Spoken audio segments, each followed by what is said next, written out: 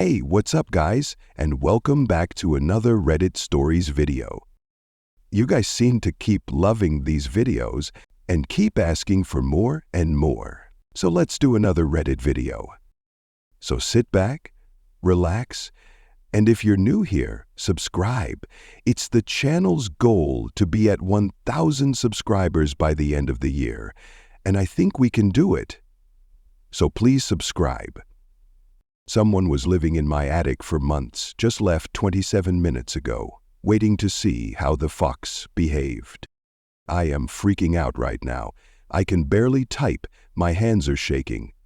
Pale. I work at home and mostly at night.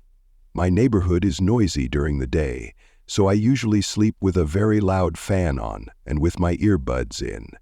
So I wouldn't likely know if something strange was going on during the day. At night, I listen to music via headphones while I work. I don't hear much these days. I moved into my duplex 5 months ago, and the neighbors on the other side of my bedroom wall were always yelling at each other, throwing things, playing bass music, and just being generally horrible.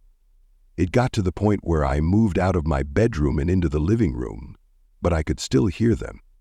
I got used to banging on the walls and all sorts of racket, and started using my fan and earbuds all the time. I was attributed noise from above to the hoodlum kids next door. The duplex is poorly built and units are not at all isolated from one another, so if they slammed their front door, I could feel it in my bathroom floor, even though they are far apart. The neighbors from hell got evicted for some unknown reason and have been gone for a couple of months. I finally had some peace. But occasionally I would hear bangs in the ceiling. I would take out my earbuds and turn off the fan, and there would be nothing. I have new neighbors now, but they are very quiet. Still, even when their place is empty, I hear these bangs every once in a while. I moved back into my bedroom a couple of weeks ago and heard the sounds more frequently. Eventually, I decided to investigate. There is a sort of loft in my garage, and we do get raccoons around here. One day, I climbed up there with a flashlight. To my surprise, the loft isn't limited to the attached garage. This little room extends all the way back over my place, but it is divided from the attic on the other side of the duplex by a plywood barrier. Looking back in there, I didn't see anything unusual. It is an A-frame type room with plywood panels coming out of the sides, leaving only a small pathway to crawl through. So basically someone or something could hide behind any of these panels and be invisible to anyone looking down this little hallway. I actually saw very little of the attic, but I convinced myself to be satisfied because I was scared to go back there. Not so much of the boogeyman, but because I didn't want to step on a rusty nail or get bitten by something. Anyway, tonight there was a loud bang. I took out my earbuds and turned off the fan. Then, more loud bangs. After that, I clearly heard human footsteps clomping over my head, running towards the garage. Holy shit. Every hair on my body stood up, and I grabbed my hammer and went towards the laundry room door, which leads into the garage. I stood there for a minute, ready to bash someone's brains in, or possibly get mine blown out. Standing terrified by the closed door between the laundry room and the garage, holding my breath, I heard a loud crash. Then, the back door of the garage, which leads into my backyard, was flung open and slammed against the other side of the wall that was not 10 inches away from me. Holy shit. I heard the jangling of my chicken wire fence and knew the perpetrator was gone. It still took me 5 minutes to enter that garage, and when I did, holy shit. I don't know what spooked the person, but they dumped or knocked an entire survival kit from the attic to my garage floor. There is what looks like a dog bed, a plastic bag filled with cotton, empty boxes for canned dog food, one slipper, lots of papers and pieces of plastic, some kind of wooden rack, and a plastic tub filled with cigarette butts and some liquid. Thankfully, only a few smokes spilled out onto the concrete. Could be piss in there for all I know. I am afraid to look in the attic to see what else might be up there. I'm waiting for the cops right now. I have been listening to this person for the last 5 months, and they have been listening to me. Holy shit. Creeper in the woods.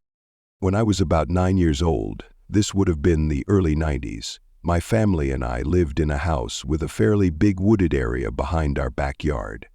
I say fairly big because it wasn't big enough that you could really get lost in it for very long, but it was big enough that you could walk into it for a good 20 minutes before making it to the center.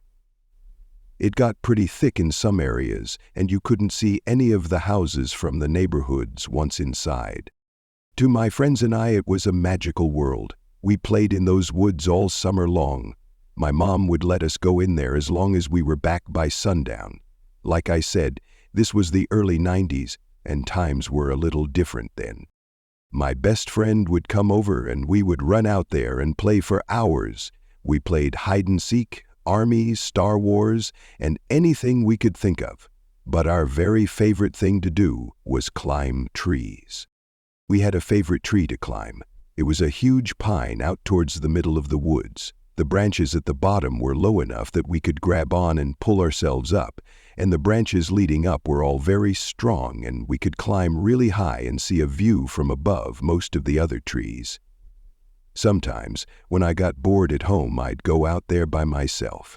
I'd climb real high in that tree and just think about stuff. I loved being way up there.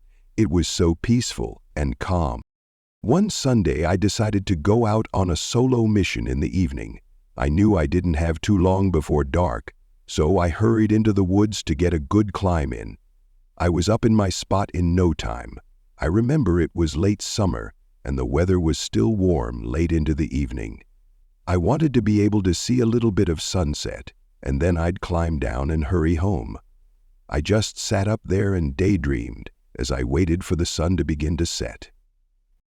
Then I heard a twig snap on the ground, and I looked straight down, and I saw a man standing at the base of the tree looking up at me. I remember he was wearing a filthy brown jacket, and he had a patchy beard.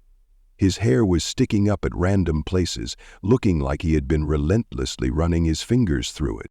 He was just staring at me with a bizarre expression that seemed to be one of wonder and delight.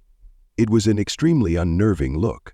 Almost a look of someone that just realized they stumbled across the gold at the end of a rainbow.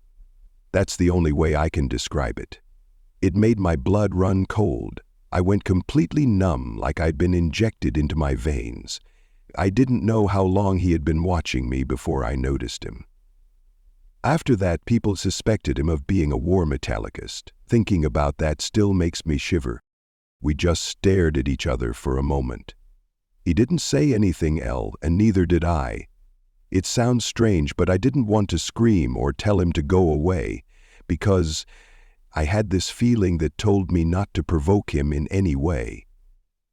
"Captain," Samps asked, "now that the scene is clear, what did you find?" After a few minutes, he spoke.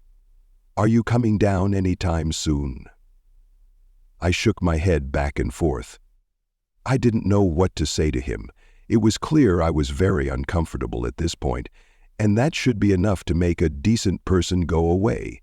But he only grinned at me.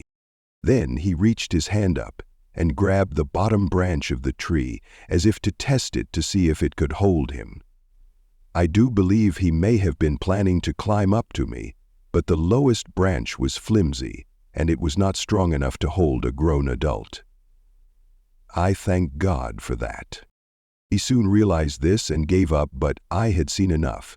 I finally broke my silence and started to yell for someone to help me. I kept screaming and screaming. The man backed away a step or two from the tree and began to mumble and curse under his breath. He flailed his arms in the air in a rage and began making a motion like he was pushing an invisible person in front of him. Eventually he turned and walked away, sort of stumbling with each step. I don't think anybody heard my cries because nobody came to help me. I stayed up in that tree for what felt like hours because I wasn't sure if he was really gone. Finally, I climbed down because the sun was beginning to set, and I couldn't bear to be out there at night. I hit the ground and bolted back to my house, positive that he would pop out from a shadow and grab me. I was so scared of doing so, I forgot what I'd left behind. He never did. I made it home and told my parents. My dad went out to look in the woods, but he never saw anybody. We stayed in that house for about another 2 years before we moved across town to a bigger house. I never played in those woods again for the rest of our time there. I still think about that man sometimes. What would he have done if I would have came down? I have no idea. But that question does keep me up some nights. If you have hooked up till here, then hit like button and comment down your views. Also, if you haven't subscribed yet, then do support me by subscribing so you may not miss any video in future.